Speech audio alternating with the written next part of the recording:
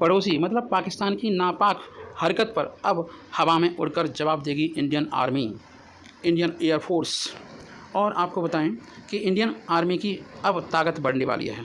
वह ये है कि भारतीय सेना अब अपने जवानों के लिए जेट पैक्स ला रही है, जिससे सेना की ताकत अलग ही लेवल पर पहुंचने वाली है। मतलब लोग इस प्रकार की मशीन पहन लेंगे, जिस तरीके से पीठ पर लाद देंगे दोनों हाथों में, जिससे वो खुद एरोप्लेन की तरह, फाइटर जेट की तरह और एक ड्रोन की तरह उड़ सकेंगे और टू ही मतलब वो अच्छे से जानकारी जुटा सकेंगे।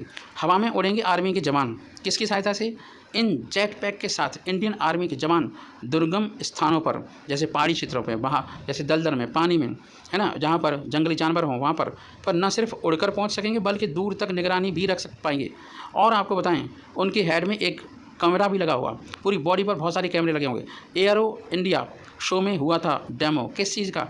इंडियन आर्मी ने जो जेट पैक्स ऑर्डर किए हैं उसका इंडियन एयर स्पेस का जो एक शो हुआ था एरो इंडिया का, उसमें उसका डेमो लिया गया था। उसके कुछ समय पहले ही एरो इंडिया शो में डेमो दिया गया और उसी का ऑर्डर दे डाला। आर्मी पहले ही दे चुकी थी इसका ऑर्डर। इंडियन आर्मी को रोबोट्स के अलावा आधुनिक टेक्निक्स के जेट पैक्स सूट्स की भी ज़रूरत है। इसके साथ एक इंजन लगा होता है और इंजन के साथ साथ ये आपकी इम्पोर्टेंट मशीन है। कितने जवानों को जेट पैक सूट से नवाजा जाएगा? इंडियन आर्मी को जो जेट पैक सूट चाहिए उनकी संख्या अराउंड 44 है और इन्हें स्पेशल ऑपरेशन पर इस्तेमाल किया जाएगा। आपको बताएं कितनी रफ्तार से उड़ सकेंगे जवान इस जेट पैक सूट को पहनकर? तो आपको बताएं कि इसका भार 40 किलोग्राम से ना हो और 80 किलोग्राम के जवान को लेकर उड़ान भर सके और इसकी अधिकतम रफ्तार करीब 50 किलोमीटर प्रति घंटा की कम के आसपास ही रहेगी। अब इसे कंट्रोल कैसे किया जाएगा? मेन मुद्दा तो ये है, जेट पैक सूट में राइडर के दोनों हाथों पर टरबाइन लगा होगा। टरबाइन मीन्स एक प्रेशर, ताकतवर मशीन। इन्हीं टरबाइन से ये सूट कंट्रोल किया जाता है। आपको बता दें कि ये सूट निगरानी में कामयाब होगा। इंडियन आर्मी को जेट पैक्स मिलने के बाद निगरानी का काम ना सिर्फ बेहतर बनेगा बल्कि आसानी से पूरा भी किया जा सकेगा। ये थी जेट पैक की कहानी। Thank you so much, have a nice day, best of luck, जय हिंद। को विनाश से बचाने के लिए ये ज़रूरी था कि नाइजर में तख्ता पलट करने वाले जनरल ने दी सफाई, दुनिया से मांगा समर्थन। देखो, जब कोई भी देश है ना जनता के द्वारा सरकार चुनकर सरकार बनती है, कोई नेता बनते हैं, तो उसमें डेमोक्रेसी होती है। लेकिन जो पढ़े लिखे लोग सरकारी अफसर होते हैं, आर्मी के अफसर जनरल होते हैं, जब वो उस देश पर कब्जा कर लेते हैं तो वो हो जाती है तानाशाही, हिटलर की तरह। मैं तो हिटलर का ही नाम लूँगा। इसमें होता क्या है कि जो उन जनरलों का है ना फरमान मानता है उसकी लाइफ सेटल है, अदरवाइज़ क्या है, लाइफ जहन्नुम बन जाती है। तो यही कुछ होने वाला है नाइजर में। अब हुआ ये है, जो विदेश मंत्री उन्हें ज़बरदस्ती आसपास गन रख दी गई और उनसे कहा गया कि आपको कुछ निगेटिव नहीं बोलना है, पॉजिटिव बोलना है।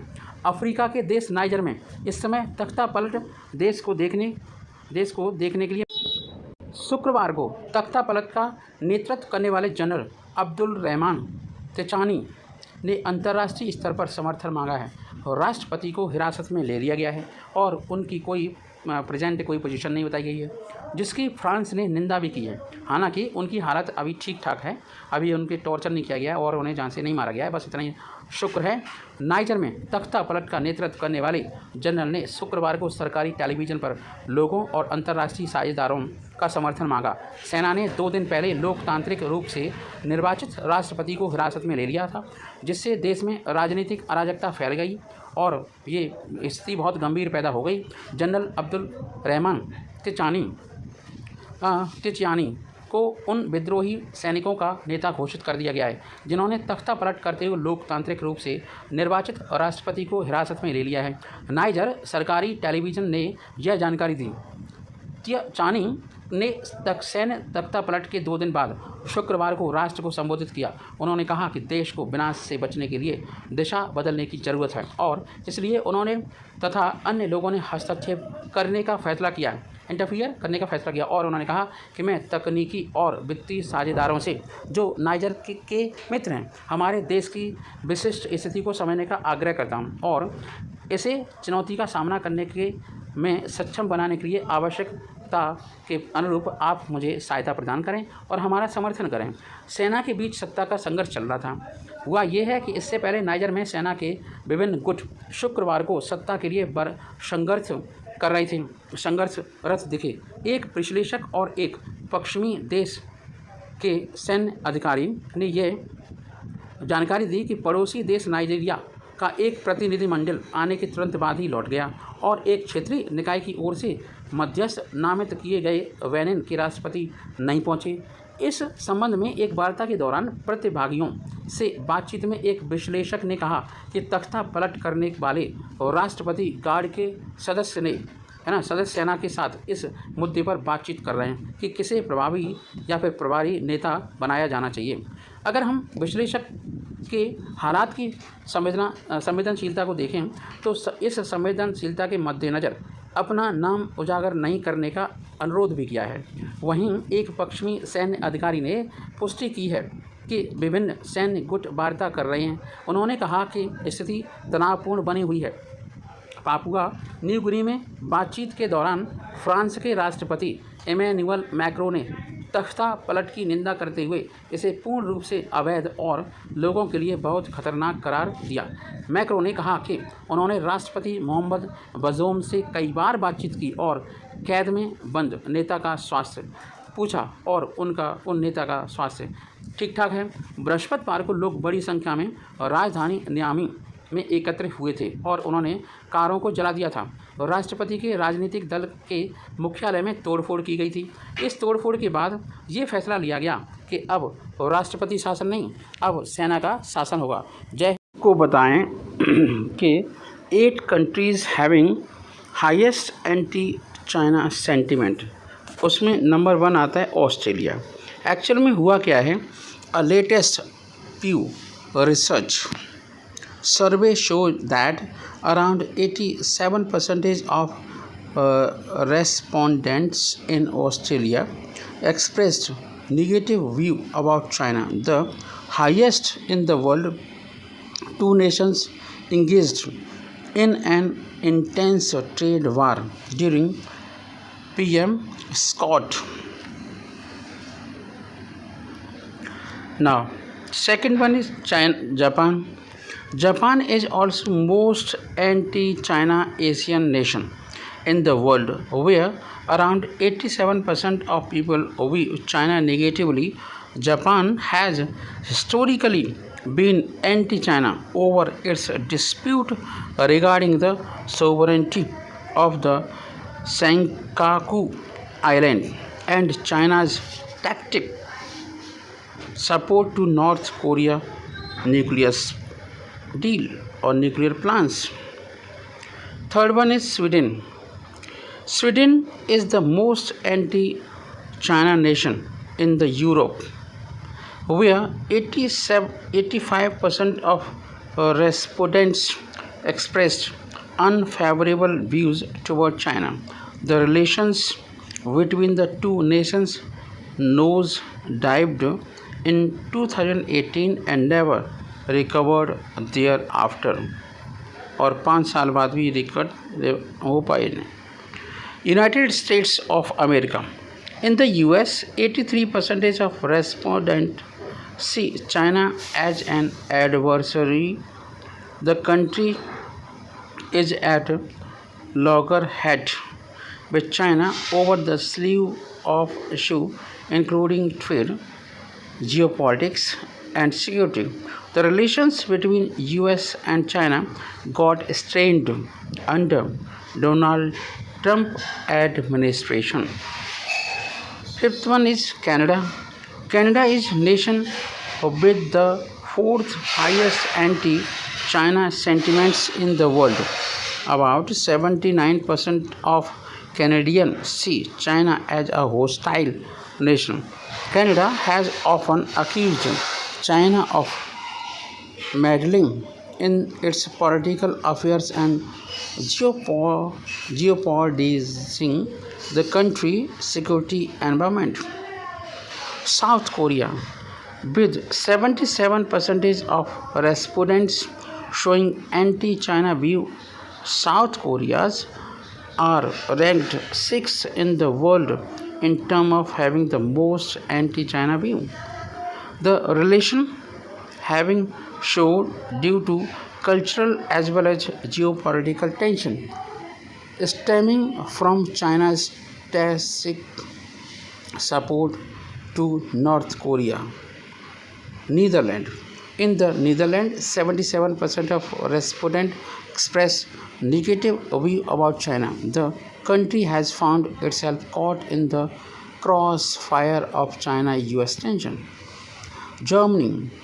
While Germany government has tried working a fire line between US and China, the Germans have clearly turned anti-China over the past few years. In 2019, only 56% of the respondents would see China negatively, but the number shot up to 76% in 2023. जय हिंद, जय Bharat. Thank you so much. Have a nice day. हम सब जानते हैं कि देश आज़ादी के 75 साल पूरे कर चुका है और कुछ ऐसे रीति रिवाज हैं जो अंग्रेज छोड़कर गए थे, उन्हें हम सारे के सारे रीति रिवाजों को ख़त्म करना चाहते हैं। कुछ होंगे अंग्रेजी मानसिकता के, उन्हें ये सब गलत लगेगा। अंग्रेज़ों के ज़माने के बैटन परंपरा ख़त्म। नेवी ने कहा अमृतकाल की नौसेना में इसके लिए कोई जगह नहीं है। भारतीय सशस्त्र बलों ने औपनिवेशिक युग की विरासत को मिटाने के लिए कई कदम उठाए हैं। नौसेना ने अपनी प्रतीक चिन्ह में भी बदल दिया था और नौसेना ने नए ध्वज या निशान को भी पिछले साल प्रधानमंत्री नरेंद्र मोदी ने अनावरण कर दिया था। नई पताका छत्रपति शिवाजी की मोहर से प्रेरित है।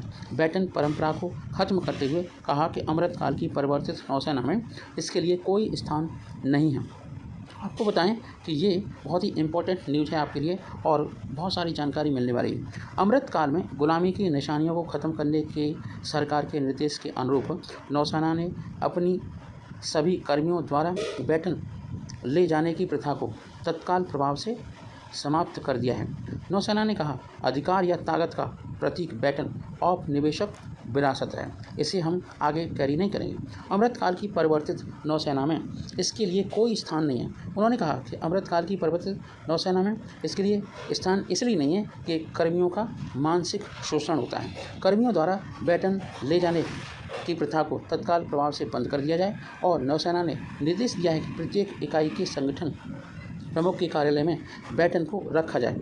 बैटन का औपचारिक हस्तांतरण केवल कमान में बदलाव के हिस्से के रूप में किया जा सकता है। आपको बता दें कि देश भर में बड़ी बहुत सारी चीज़ों की प्रॉब्लम की वजह से और सुबह उठ भी नहीं पाए थे, तब तक एक और धमाका हो गया। लोग अभी उठ रहे थे और विदेशी सैटेलाइट पीठ पर बांधकर उड़ चला भारत का बाहुबली रॉकेट। भारत के बाहुबली रॉकेट ने तो करिश्मा ही कर दिया है। इसरो ने अंतरिक्ष जगत में एक और करिश्मा कर दिखाया है। आज सुबह 7:30 बजे श्रीहरिकोटा के सतीश धवन स्पेस सेंटर से इसरो ने 7 सैटेलाइट ले जाने वाले PSLV C5 रॉकेट को लॉन्च कर दिया और इसरो ने ये लॉन्च करने के बाद तस्वीर में जारी कर दी। भारतीय स्पेस एजेंसी इसरो ने रविवार को एक और करिश्मा कर दिखाया है। जब देशवासी रविवार को देर तक सो रहे थे, तब इसरो का बाहुबली रॉकेट पीठ से 7 सैटेलाइट को बांधकर अंतरिक्ष की ऊंचाई में ले गया। जी हाँ, आज इसरो ने 7 सैटेलाइट ले जाने वाला PSLV C56 रॉकेट को श्रीहरिकोटा के सतीश धवन अंतरिक्ष केंद्र SDSC से लॉन्च कर दिया। इस मिशन में रॉकेट की मदद से सिंगापुर के DSSRA सैटेलाइट और अन्य 6 सैटेलाइट को लॉन्च किया गया है। इसरो ने बताया कि PSLV C55 टेलियोस सेकंड के अप्रैल में हुए सफल लॉन्चिंग के बाद इस मिशन को अंजाम दिया गया। इस मिशन से सिंगापुर के लोगों की ज़रूरतें पूरी होंगी और इसरो ने बताया कि इस मिशन में काफ़ी चीज़ें खास हैं। क्या क्या खास हैं? इसरो ने बताया कि PSLV 56 रडार अर्थ मैपिंग सैटेलाइट DSSAR प्राथमिक सैटेलाइट है जिसे पृथ्वी की कक्षा में स्थापित किया जाएगा। इसके साथ ही न्यू स्पेस इंडिया लिमिटेड के इस वाणिज्यिक मिशन में 6 अन्य उपग्रहों को भी ऑर्बिट में भेजा गया। New space India limited ISRO की वाणिज्यिक इकाई है और सिंगापुर के ग्राहकों के लिए उपग्रह को प्रक्षेपित किया जाता है और इसरो का मुख्यालय बेंगलुरु में है।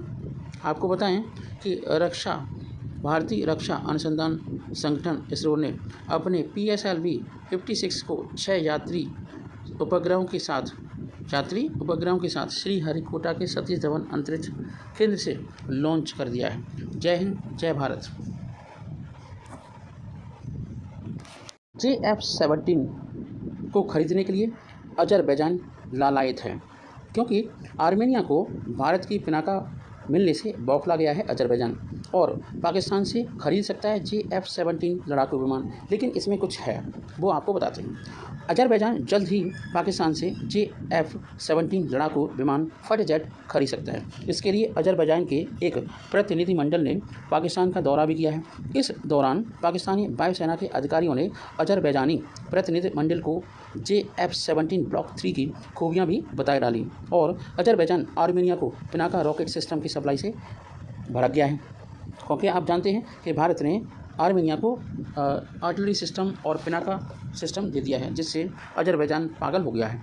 आर्मेनिया को भारत की Pinaka multi barrel rocket launcher मिलने से अजरबैजान पूरी तरह बौखलाया हुआ है। ऐसे में अजरबैजान अब अपने सदाबहार दोस्त पाकिस्तान से JF-17 खरीदने की तैयारी शुरू कर चुका है। अजरबैजान के अधिकारियों ने हाल ही में पाकिस्तान का दौरा कर JF-17 लड़ाकू विमान फाइटर जेट का इंस्पेक्शन किया और यही वह अजरबैजान है जिसने आर्मेनिया को हथियार की सप्लाई को लेकर भारत के सामने आधिकारिक रूप से विरोध दर्ज करवाया था। और आपको बता दें कि अजरबैजान ऐसा देश है जो कश्मीर मुद्दे पर पाकिस्तान का साथ देता है, तो ऐसे देशों से हमें कोई बात नहीं है, वही कुत्ता है। आर्मेनियों को हथियारों की सप्लाई से गुट निरपेक्षता के सिद्धांत के खिलाफ है, ये अजरबैजान का कहना है। अजरबैजान इस्लाम के नाम पर कश्मीर मुद्दे को लेकर पाकिस्तान का खुलकर समर्थन करता है, तो इंडिया को आर्मेनिया का समर्थन करना चाहिए, तभी ऐसे देश अपनी औकात में आएंगे। रिपोर्ट के अनुसार अजरबैजान के एक प्रतिनिधिमंडल ने पाकिस्तान का दौरा कर ये सुनिश्चित किया है कि उन्हें JF-17 ब्लॉक 3 लड़ाकू विमान पर अजरबैजानी प्रतिनिधिमंडल को व्यापक जानकारी मिलने के बाद वो खरीदेंगे या नहीं। इस खरीद से अजरबैजानी वायुसेना की रक्षा क्षमताओं में ज़बरदस्त वृद्धि होने की उम्मीद है। अजरबैजान की वायुसेना में वर्तमान में 5 की संख्या में MiG-21, 10 MiG-29 और 11 सुखोई Su-25 लड़ाकू विमान शामिल हैं। इनमें से सिर्फ 50% विमान ही उड़ान भरने के लायक हैं, बाकी के नहीं हैं, मतलब 10-12 होंगे। रूस के कारण हो रही है समझौते में देरी। अब रूस का क्या रोल है यहाँ पे?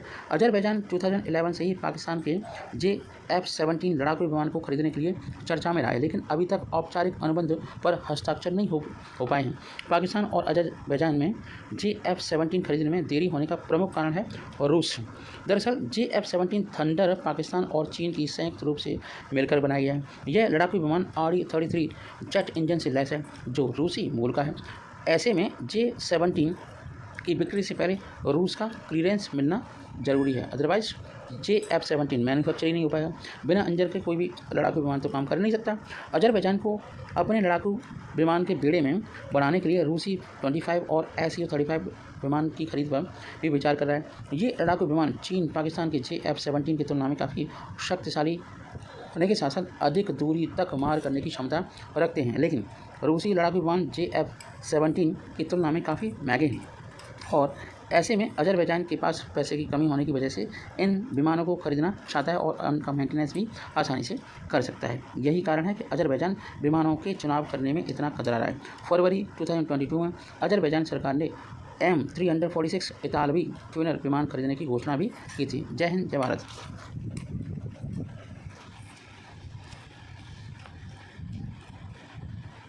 चांद 3 पर नज़र गड़ाए हुए है पूरी दुनिया, क्योंकि चांद की ओर बढ़ रहा है चंद्रयान 3।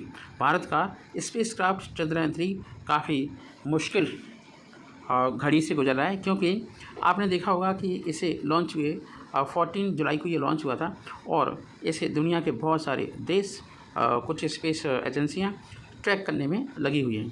और इसे ट्रैक करने के बाद कुछ जानकारियाँ मिल रही हैं। जैसे कि हम जानते हैं, भारत का चंद्रयान स्पेसक्राफ्ट लगातार अंतरिक्ष में बढ़ रहा है।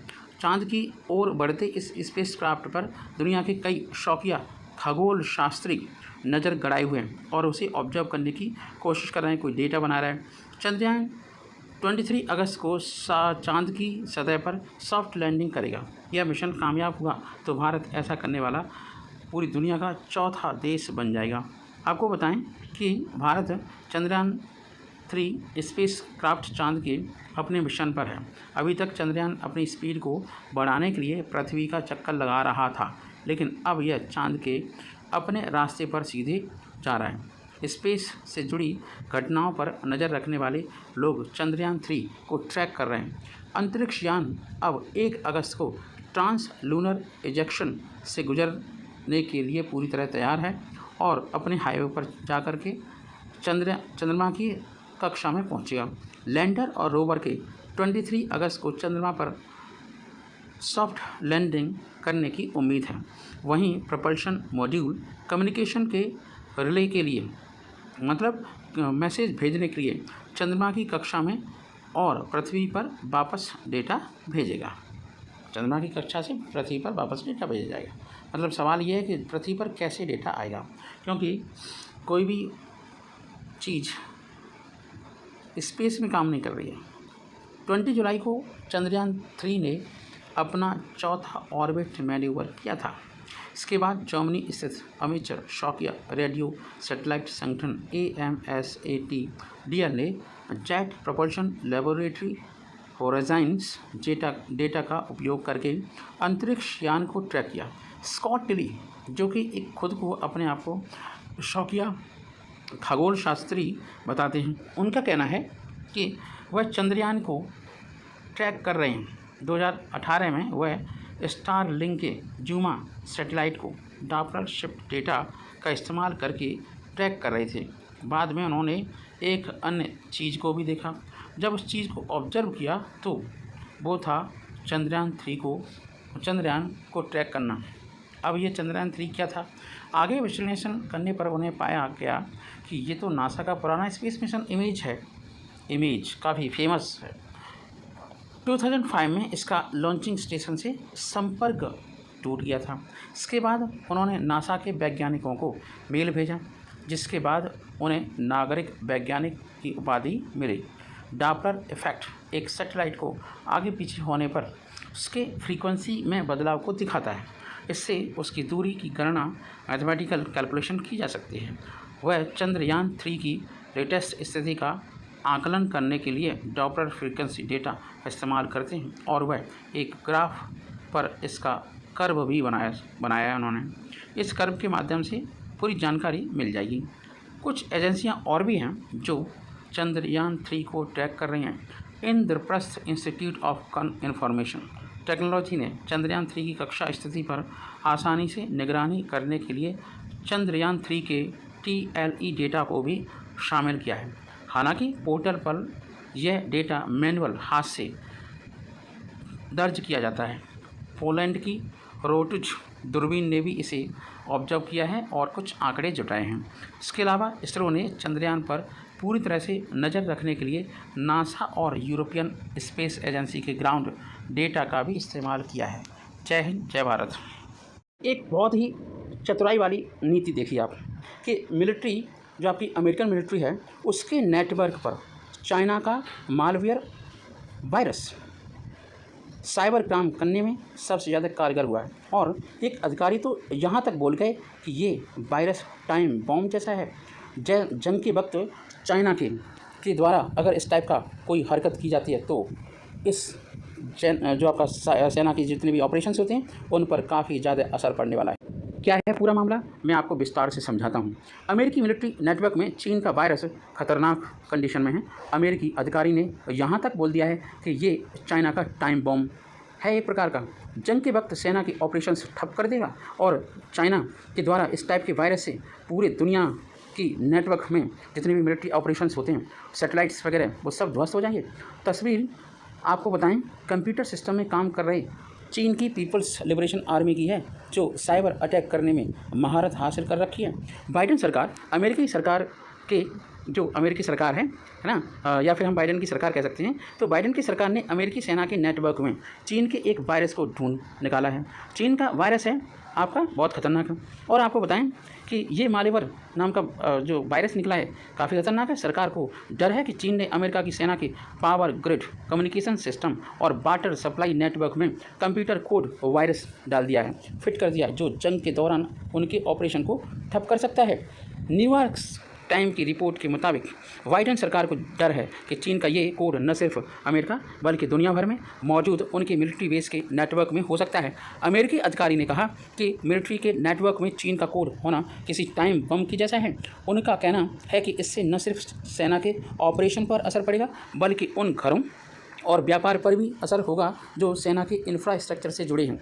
आपको बता दें कि व्हाइट हाउस में बैठकों का दौर जारी है इसी बात को लेकर के। और आपको बताएं कि चीन में अमेरिकी दूतावास निकोलस वंस की एक तस्वीर दिख रही है, जो उनके कहने का मतलब है जो पिछले दिनों चीन पर इनके ईमेल को हैक करने के आरोप लगे थे।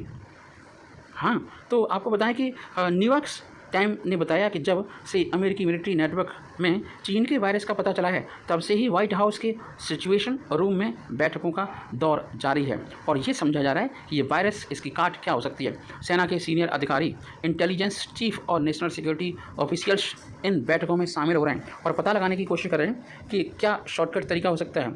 व्हाइट हाउस ने शुक्रवार को एक बयान जारी किया था, हालांकि उसमें चीन का जिक्र बिल्कुल नहीं था।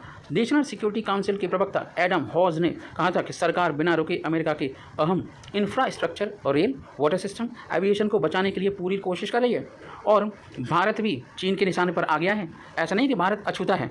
चीन पर साइबर अटैक करने के आरोप पहली बार नहीं लगा है। भारत में हुए साइबर अटैक को लेकर कई मौक़ों पर चीन पर सवाल खड़े हुए हैं। 2015 में राज्यसभा में एक सवाल के जवाब में सूचना और प्रसारण मंत्री ने बताया कि जिन देशों से भारत की साइबर सिक्योरिटी को खतरा है, उनमें से चीन पहले नंबर पर है। साइबर खतरों पर काम करने वाली एजेंसी साई फिरमा ने 24 जून 2020 की एक रिपोर्ट में बताया था कि पिछले कई दिनों से भारत की साइबर सुरक्षा पर खतरा बढ़ा है। चीन के हैकर ग्रुप्स भारत के बड़े संस्थानों को भी टारगेट कर रहे हैं। राइटर्स की एक रिपोर्ट में बताया गया है कि चीनी हैकर ग्रुप APT10 ने भारत की कोरोना वैक्सीन बनाने वाली दोनों कंपनियों सीरम इंस्टीट्यूट और भारत बायोटेक पर साइबर हमला कर दिया था। BBC ने एक अमेरिकी कंपनी के हवाले से बताया कि कनाडा, भारत, दक्षिण कोरिया, ताइवान, अमेरिका और वियतनाम जैसे देश चीनी साइबर हमले के निशाने पर हैं। आपको बताएं कि चीन में 1990 में पहली बार साइबर वॉरफेयर पर चर्चा शुरू हुई थी। चीन में साइबर वॉरफेयर की एकेडमिक चर्चा साल 1990 में शुरू हो चुकी थी। उस समय इसे इन्फॉर्मेशन वॉरफेयर कहा जाता था। अमेरिकी सेना ने खाड़ी युद्ध, कोसोवो, अफगानिस्तान और इराक में हाई टेक्नोलॉजीज़ के दम पर बड़ी सफलता हासिल की थी। इससे चीन की सेना काफ़ी प्रभावित हो चुकी थी। चीन ने उस वक्त यह महसूस किया था कि युद्ध के रूप में परिवर्तन किए बिना पर्याप्त रूप से अपना बचाव नहीं किया जा सकता। इसलिए युद्ध में इंफॉर्मेशन टेक्नोलॉजी की भूमिका काफ़ी अहम हो जाती है। खाड़ी युद्ध के 2 साल बाद 1993 में चीनी मिलिट्री स्ट्रेटेजी गाइडलाइन में मॉडर्न टेक्नोलॉजी के जरिए स्थानीय युद्ध जीतने की बात कही गई, ताकि इसके अनुभव किसी दूसरे देशों के साथ होने वाले जंग के दौरान कम आ सकें। और इन अनुभवों का फ़ायदा उठाकर इराक युद्ध के बाद 1 साल बाद 2004 में चीनी मिलिट्री स्ट्रेटेजिक गाइडलाइन में फिर से बदलाव किया गया। अब इंफॉर्मेशन वॉरफेयर के तहत स्थानीय युद्ध को जीतने की बात कही गई। साल 2013 में पहली बार चीन की मिलिट्री ने साइबर वॉरफेयर को सार्वजनिक रूप से अपनी स्ट्रेटेजी में शामिल कर लिया। इसका पहला जिक्र चीन की the science of military strategy में मिलता है। आपको बताएं